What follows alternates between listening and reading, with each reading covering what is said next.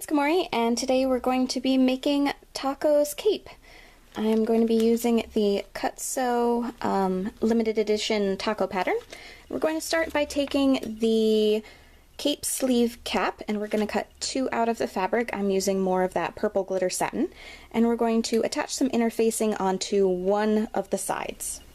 Putting right sides together, sew the 2 sleeve cap pieces together along the side.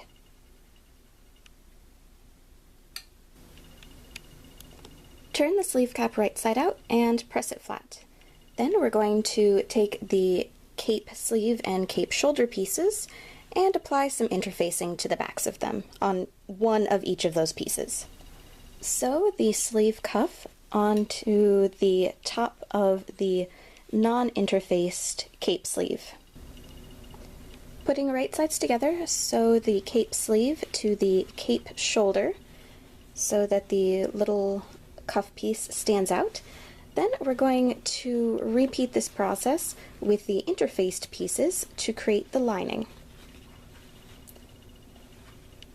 For the channels of the cape, we're going to take the channel pieces and cut 1 of each out of the cape fabric, or cape strap fabric. Then we're going to take the straps and we're going to do a rolled hem on each of the shorter sides. Then we're going to press inward the longer sides.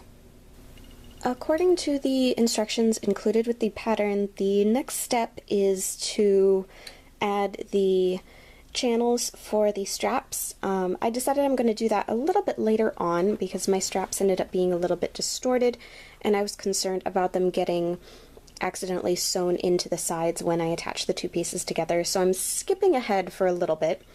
So I put the top and bottom of the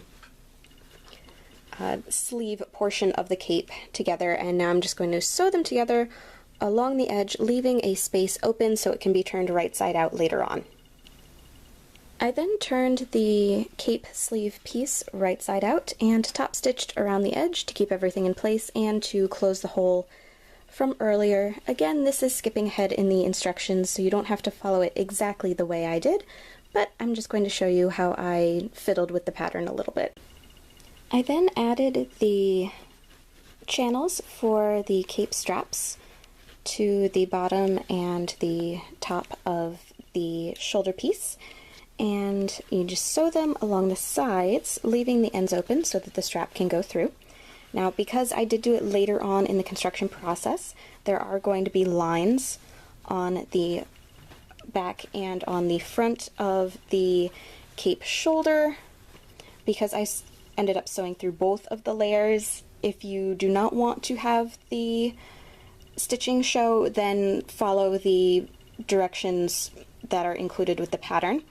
One thing I did want to point out is that when I was constructing this part, I did find that the channel pieces ended up being a bit too long for where they were supposed to be positioned, so I did have to trim a little bit of material off of them.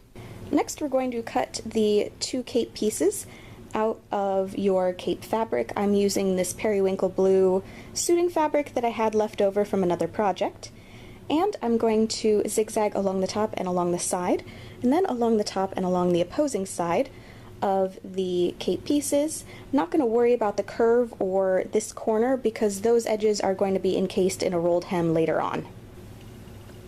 Sew the cape pieces together along the center seam and finish the raw edge with a rolled hem. Then we're going to gather the cape and sew it onto the shoulder piece. Take the cape top strap piece and putting right sides together, fold it in half and sew it together along the side. Turn the strap right side out, then top stitch on either side, and I added a little bit of zigzagging on the ends to keep the ends from fraying. Repeat that process with the bottom strap.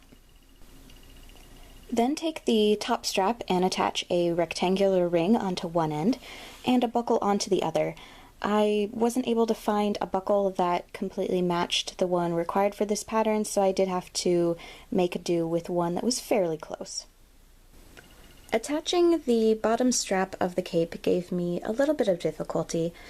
According to the pattern instructions, you're supposed to have the bottom strap come up and then poke a hole in it so that you can put the prong of the belt through it and attach it like that. However, if I was to attach the belt through there really wouldn't be anywhere for it to go because I didn't have access to the correct type of belt buckle for this project, so instead I just sewed it in place.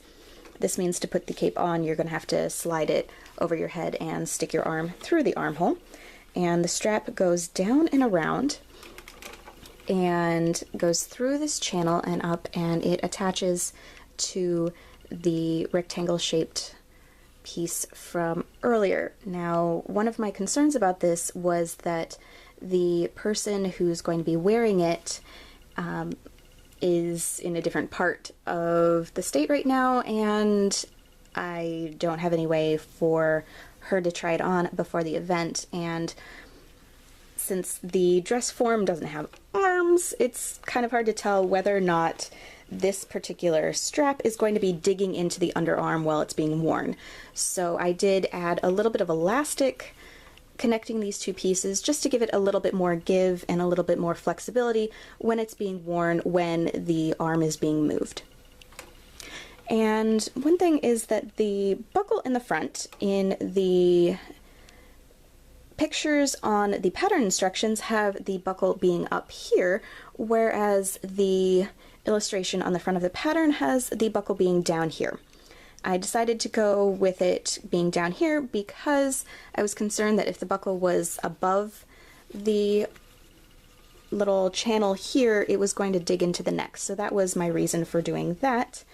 I know I did end up deviating from the pattern instructions quite a bit on this particular project. I hope you still found this video helpful. For more tutorials on how to make the rest of Taako's costume, please subscribe, and thank you very much for watching.